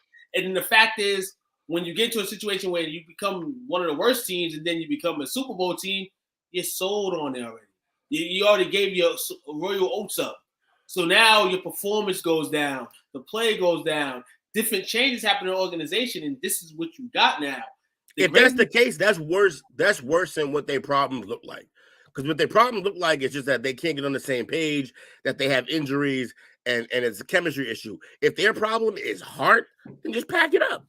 How much do you think Leftwich plays in that? I think that's what the problem is. The problem Leftwich is huge. Leftwich is not the guy. Leftwich is not the guy. You know, he should have took the job he had a chance to take earlier this year. Yeah, he should have. I didn't think Bruce Arians was the guy either, but it all played out Yeah, it kind of worked out for everybody. Like, you know what I'm saying? You had Eagles, big Eagles, but one thing with Arians is that he got the best of what he wanted. Him and Brady didn't get along, but I felt like they had a theme that they both wanted to, you know, create and attack. And they both did that. You know, that can only happen for so long. I'd like to put out one more thing. Oh, go ahead. If you take just the rings away and you talk about level of dominance, I think we got to make it a little closer when we talk about Brady dominating his position and Gronk dominating his position. Because without Gronk, he looking real not and the same. Like Biden too. Like he has that ace, like that power. That's like, his baby blanket. That baby blanket. I mean, it was Gronk, obviously, because Gronk has done so much with him. But I feel like after AB, kind of like the powers went off. Like that was your man that you wanted to have the power. Like, and AB's gone. So one thing AB can say too, along with Gronk, is we were Tom Brady's guys. Nah, look, I like AB, but like it's Gronk. Gronk is the one in the middle. No, it's Gronk all day. But in terms of this Tampa Bay team, if the dickhead would have just stayed humble, he would still be on the roster. I don't think he fixes anything by being there. No, he doesn't. I mean, maybe he doesn't. Maybe he does. But I just feel like, honestly, and all, I just feel like them guys, and I think he would make a difference because I feel like he's a guy. Regardless, when he was in the league, he was hungry. I don't feel like Mike Evans he's hungry to be one of the best receivers, but not hungry in championship mode. Like, that's not the type of guy he wants to be. And Goodwin, he's hurt. And honestly, I don't even got nothing bad to say about him. And actually, he looked good yesterday. Mm-hmm. He looked doggone good yesterday. And since he's got back off the injury, which I felt like he should have had more time to recoup, he's been good.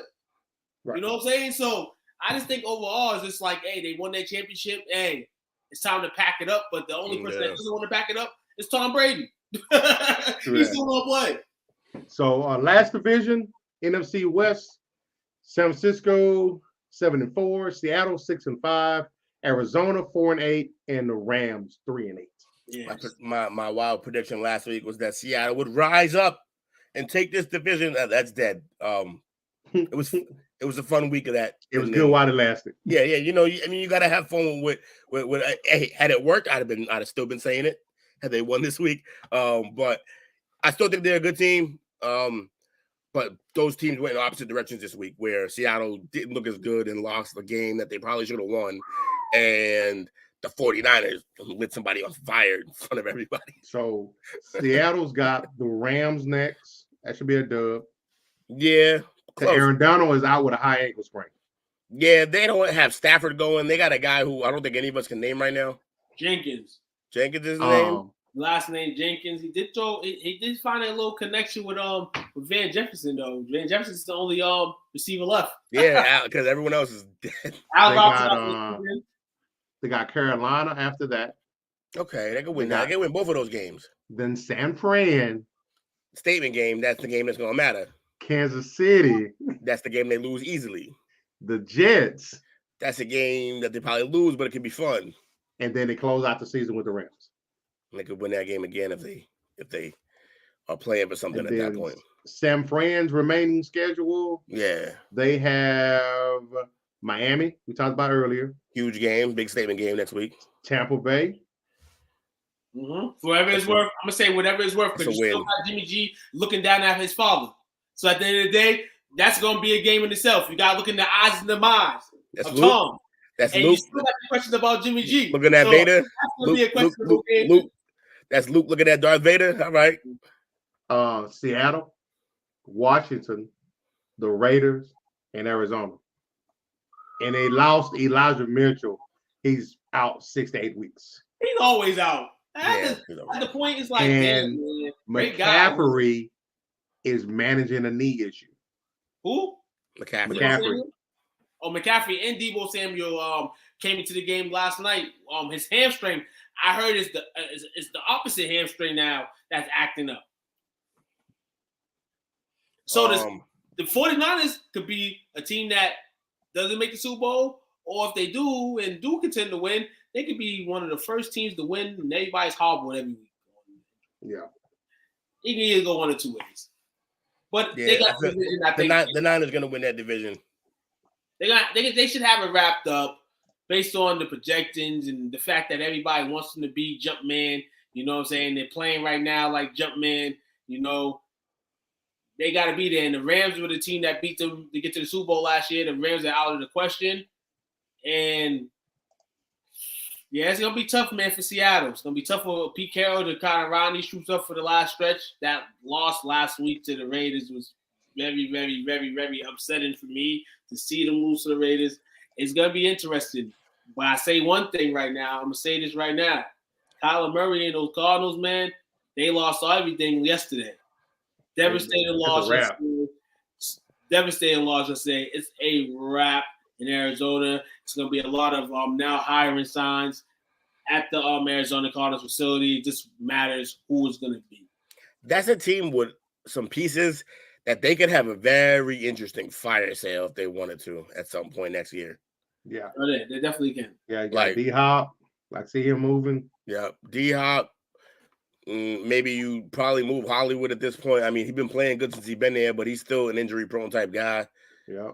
Move Hollywood, D-Hop, Connor, and Kyler. At this point, look, I vouch for the kid in terms of the fact that you got to keep the quarterback who has talent. But Hold on. I think they both got to go now. Just clean house. You already no. He's a baby. So at the end of the day, once the baby starts being unbaby, you know where he's going. And I've been saying this. You know what he's going. He's going right to the MLB. He's not playing. He's not going with that. I'm gonna play with another team. And no. Nah, he's going to MLB. He got what he wanted. He's got the bag. He's got what he wanted. He's gonna go right to the MLB and try to go get another bag. That fits his personality. I feel like the majors even less deal even less with immaturity like that. But this is the thing though. He's not a quarterback there though. He'll spend more days on Call of Duty. You'll deal with that. You know what I'm saying? You'll deal with the reality of that, and you have money saved, millions. Nah, more importantly, I think the real reason why you might be right about the MLB is that going there, he's a position player. He's not a quarterback. Right. Less spotlight, and it's the Oakland A's. There ain't nobody in that stadium anyway. Right. Exactly. Nobody's in there. Y'all ready for the last segment, gentlemen? Ready for the sir. last segment. We're going to take our next break, our last break. We'll be right back in about 15, 20. So we'll go over the top 10 power rankings and take a sneak peek at the Super Bowl picks. Y'all hold tight about 15, 20 seconds. Be right back. Yes, sir.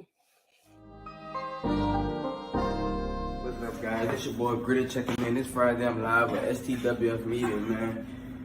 Little interview coming soon. Everybody, y'all tune in, man. We got some big coming. Let's get it.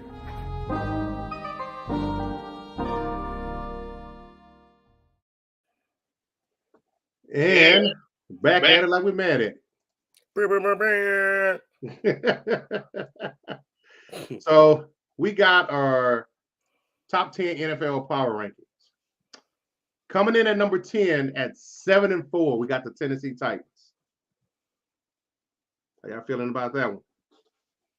Yeah, that's about fair, man. They lead the division or something. They lead the division. I mean, the worst division, but that doesn't overtell from the coaching staff to put together to have them have a successful season. So 10 is good. I like it. Yeah, I'm not mad at that. Number 9 at 9-2, the Minnesota Vikings. Maybe questionable. 9, huh? Maybe questionable, but after these last couple of weeks, man, we're seeing reality, man. I mean, I believe the Patriots would have been in the game the whole time anyway, off the rip. That's just Bill Belichick schematics, but that's not the way the Rankers are looking at it. The Rankers are looking at it like the Vikings should have had a crazy winnable game. Mac Jones should never did nothing like that. They should have cruised, and unfortunately, it wasn't like that. A touchdown. I don't think very highly of my team, but being able to beat them the way, like, you got to give it. That's interesting. Where were they last week? They fell. They was like 4. They were like, I believe 4. Well, you got to remember they were a week removed from getting beat up by Dallas. Oh, okay. So I think last week they might have fell out of the top 10 at like number 11. You sure? Wow, that's crazy. If they were out of the top 10 after that, that's wild to me. But all right, because the next two teams, I think they should be in front of them though. Okay. Number 8 at 7-4, the Baltimore Ravens. Yeah, you got to put Minnesota ahead of them. Yeah, I would have put them ahead of them after yesterday. I mean, Minnesota. They won a game. How do you drop further? They ain't shoot themselves in the foot. They just lost to teams they just lost to a team that was better than them a couple weeks ago. Got slapped up. You know, that's weird, man. That's weird. Number 7 at 7-4, Cincinnati Bengals. You gotta put them ahead of them too. Other than the fact, well, you know why? It's because they're winning without Chase. They're winning without basically their best weapon. If he comes back healthy, then they look good in prime position to get Chase back on Sunday against the Chiefs. He is going to play. He was supposed to play yesterday, but they said we're going to chill. As I predicted, he was going to play against the Chiefs. The Bengals knew what they was doing when they sat him out. They looked at the schedule. They said we can still be competitive. They still believed in themselves. Shout out to them though, because I talked a lot of shit about them. I'm still going to talk shit about them. I don't think they're the team that they was last year, and that happens. They overgrown a little bit too early, but shout out to them, man. You get Jamal back Sunday. Hopefully you can rock it. Right. Number 6 at 7-5, San Francisco 49ers. Yes. Their record looks weird, so you got to put them there, but they're clearly playing at a level that is higher than that right now. But I don't mind them being there because of the record. Okay. Number 5 at 8-3, Miami Dolphins. Disrespectful. 5 disrespectful. Should be higher. Disrespectful, but I can kind of see it with the list here, and I guess they're not showing them the Texans no respect because you don't gain no value by being the Texans, I guess. Right. So I guess it's fair, but at the same time, bye week in the Texans, yeah, it should. Who the Giants play this week? Last week, the week just passed. The Texans.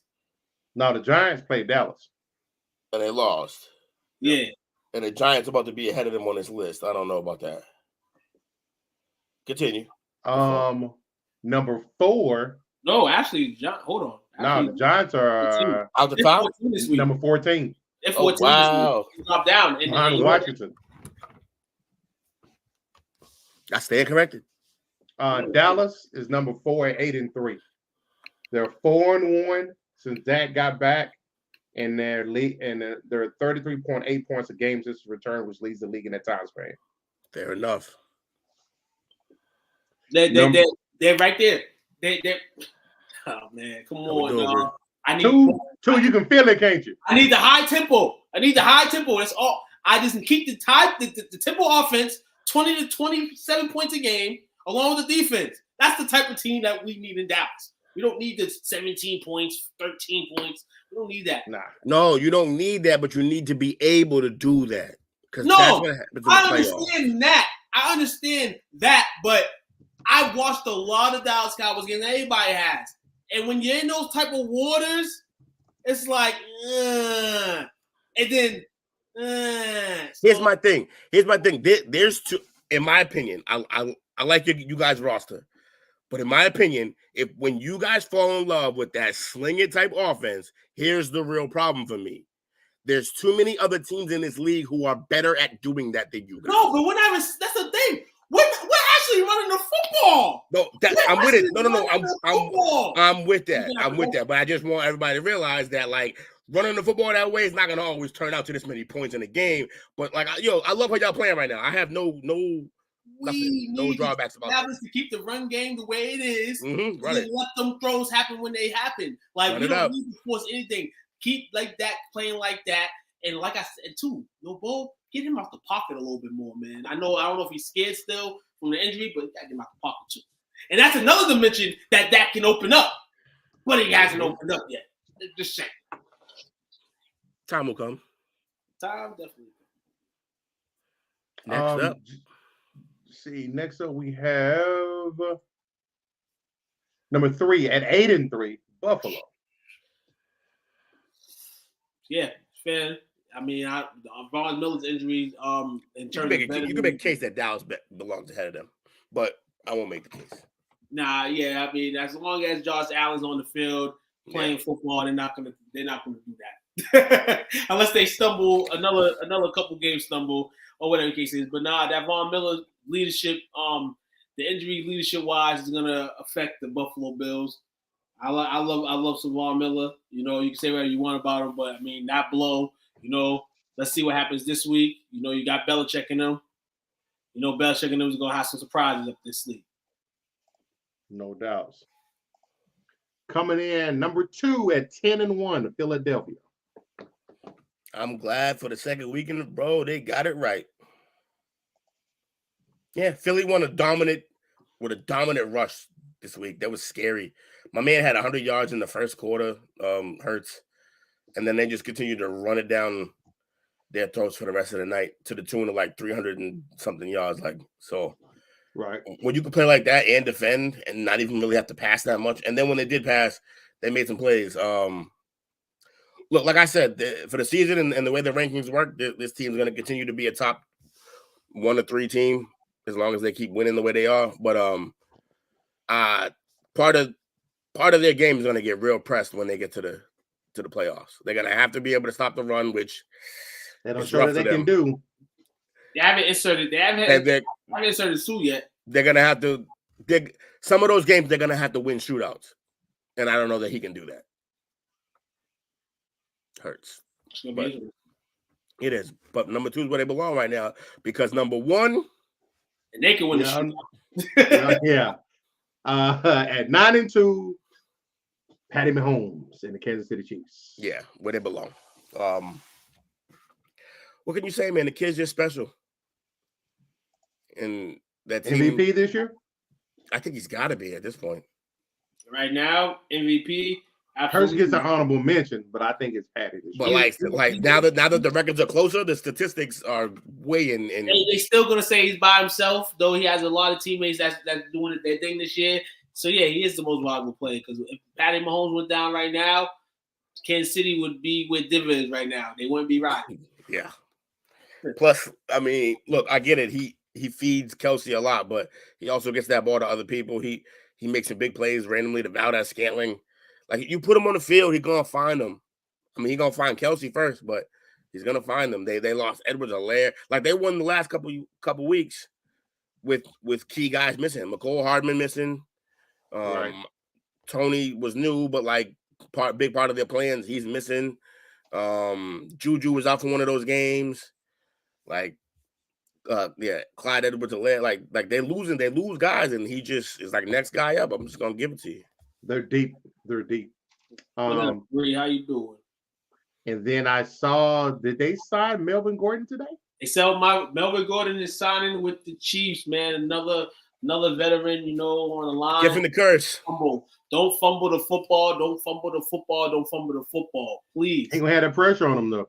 I know he won't have that pressure on him, but you can't say that because if they're in the playoffs this year in a situation where this guy does get the ball, he will put it on the ground. Well, that's a double-edged sword, though, because if you have no pressure, then it kind of makes it more scary if you might fumble, because that is pressure. Though now you can only we don't even care how much you produce. You're not gonna have to produce a whole lot, but the one thing you can't do is the one thing you've been doing. So that's gonna be funny. I wouldn't even assign him if he better have showed up to that meeting with the ball in his arm. They always grab. They always grab the last couple of years they've been grabbing like a veteran, same presence at the running back position as the years go by. They signed Le'Veon Bell and didn't really use him like that, but they signed him. You know what I'm saying? I mean, that's what Kansas City can do. You know what I'm saying? When you got the type of team they have, you can go, on the block and go get a free agent or two. Bree, you just missed it. Your Vikes ended up at 9, I'm pretty sure, correct? Your Vikings ended up at number 9, Stone Cold, man. Yeah. They disrespecting Kirk, man. Kirk had a good game the other day, man. Shout out to Kirk, man. After a doodle game against my Cowboys, he was able to, come up strong against Belichick and the boys. By the way, they finished up at 9, but we actually said they should have been in front of Baltimore. Yeah, we thought it should have been. Yeah. I got a quick question, though. Talk about the Chiefs being able to pick up guys and plug them in because of their team. Didn't they have Jones, the running back from the Bucks last year? What happened with him? Anybody know? I don't know. Ronald Jones? Yeah, Ronald. I remember him having a tweet near the trade deadline that said free Jones. He wanted out because they weren't playing him, but I don't know why they won't play him. He got talent. He's still there. Yeah, that's what I'm saying. It's weird. So this is what we hear. He don't suit up. He don't healthy scratch for the last 10 weeks. I know, healthy scratch. That's what I'm saying. What's going on in that locker room? Whose cereal did he piss in? Right. Something that sounds like something going on in the locker room. Exactly. That's why I thought that was really weird, because I'm like, yo, that's a guy with talent. The guy, like, he's no slouch at all. Like, he was like a decent piece to them winning that championship in Tampa Bay. Like, not like, I wouldn't say a top 5 piece, but like, he was the second back. He came in and was the lightning to. Nah, Kansas City pulling some shit right now. Yeah, it's weird. Kansas City pulling some shit right now. They pulling some shit right now. I think Melvin Gordon might be smoked. This man might be the man entering in, coming in. I'm just saying that because it just sounds too old, and he's healthy scratch, and he's still playing. And reporters have talked to him, and he's like, everything's fine. I go through, I practice, I go in there and practice, I stay ready. Well, yeah, hell yeah, something's up. Yeah, something happened. Trying to use Ronald for the second whole head in the playoffs, man. Oh, you think? You think it's smoke and mirrors that they're gonna bring him out? Okay. I think so. Keep him healthy. I think it's smoke and mirrors. Yeah, I think it's smoke and mirrors. Like bust out the new toy at the end of the year. Yeah, it's crazy. Yeah, they bust out Tony a few weeks ago. They're gonna bust out Melvin Gordon, the old school caddy. You know what I'm saying? And I like the rookie Pacheco though. He runs hard. He runs hard. Pacheco, you keep him cool too. Keep him fresh too. You don't wear his body down. You don't do that right now. You use him the right way. Shout out to Kansas City. Last segment, or the last portion of tonight's show, we got Super Bowl odds. This one is from earlier today, but I think it's updated since then. They still have Buffalo as the favorites, but I saw something this afternoon that actually has Kansas City as the favorites now. Yeah, I've been seeing the last couple of weeks where it's Kansas City. Yep, Kansas City as of last week is the favorite. I think they're 500 too. As of last week, they were 500 to hoist the Lombardi. So they got Kansas City, then Buffalo, then Philly, San Fran, Dallas, and Baltimore in top 7. Hey, you already know what I'm gonna say. My pick hasn't changed all season. Nor has mine. Hey. We are bad content for this question every week. Minnesota's number 8. Every week we produce bad content for this exact question. because we all have the same exact Super Bowl pick, and we are all sticking to it because nothing is wavering, nothing's changing. Yeah. I think honestly, I'll be real. Say something right now. In the AFC, I'm gonna talk about. Well, you had to be because we know it wasn't going to be the other side. No, NFC too. It could be the NFC. NFC, I feel like in terms of like the position, I think it's all a position about where you all at in charge of position. I think in the AFC, it's going to be whoever holds that one spot. If you go to Kansas City, it's going to be cold. Kansas City has a definite chance to go to the Super Bowl. But if one of those teams, say if Miami ends up with the 1 seed, then go to Miami. And you got to deal with that heat of Miami, and Miami be cranking people's heat up actually 30 degrees, I heard. Ask Josh Allen, could create some things, Or in the real Mahomes cold. just smoked them. Mahomes, he said Mahomes. Homeboy. Nah, Tyreek on the other side, dog. Give me that 71. I know these D-backs. They can't stop me. Tua. So you got to do against me, baby. Yo, that'd be a dope game, though. It would be. It would be. A dope game. Because the whole line is going to be about that storyline about Tyreek saying that Tua was more accurate and all that. So, it's going to be fun. I hope it happens.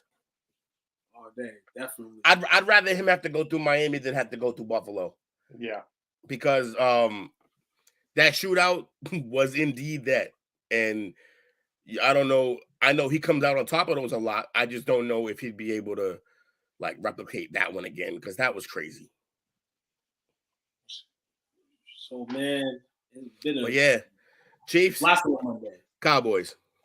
Chiefs, Cowboys. Everybody around. Don't pick the Vikings. Don't pick the Patriots. Don't pick any of those crazy teams, because the 2 teams that we're talking about right now gonna be there. We're just trying to make y'all up already a month and a half before here, but fortunately, have to head out tonight. Sorry, guys and girls. Appreciate you guys tapping in. Make sure you hit that subscribe button on YouTube. Make sure you follow the group Sports Talk with Friends all over social media. Or we got shout outs for tonight. Who want to be first off? I'll go. Shout out to everybody who checked in. Anthony Price, Bree. We had a bunch of people in here today. was doing good. Who was it? Pat's Barbershop. Is that who they? So we had tonight. We had Cedric, Jake, Patrick, Jamie, Anthony, Fats Barbershop. Fats Barbecue, yeah, and Bree. Yeah, Fats Barbershop Club Appreciate podcast. Yeah, we appreciate everybody, man. Appreciate the brand as usual. Appreciate you fellas, man. Always making me feel like I'm right at home doing our thing. And yeah, man, just shout out to everybody in the holiday season. Hug your loved ones. Keep them close. Yes, sir, man. No doubt. We're gonna shout out to you guys. We're gonna shout out to everybody tuning in tonight. It's a lovely month of November, about to go down in December. Just remember, guys, that December comes, man. Ugly sweater time gonna begin, man. So tune in, get into the group. There is a festivity going on coming up in December. Get your ugly sweater, man, and go tap in with the guys. You know, Unc gonna have the ugly sweater all the time. So who can throw on Unc and his ugly sweater? Hey, appreciate you guys, man. As always, great show hanging out with y'all. As we stated earlier, everybody that jumped here in the comment section, we appreciate you hanging out with us. Remember to like, comment, share, subscribe. Yeah, and like all the other good stuff. Well, we appreciate y'all hanging out with us. Make sure you're here tomorrow at 7:30 for the Sports Chatter Show. If you haven't put any comments in the group, throw them in there. You might be featured tomorrow on the show. If you're not in the group, what you waiting on? Yeah, it was good. Extended to you. Let's get it. Waiting on, son. Well, we appreciate y'all hanging out with us.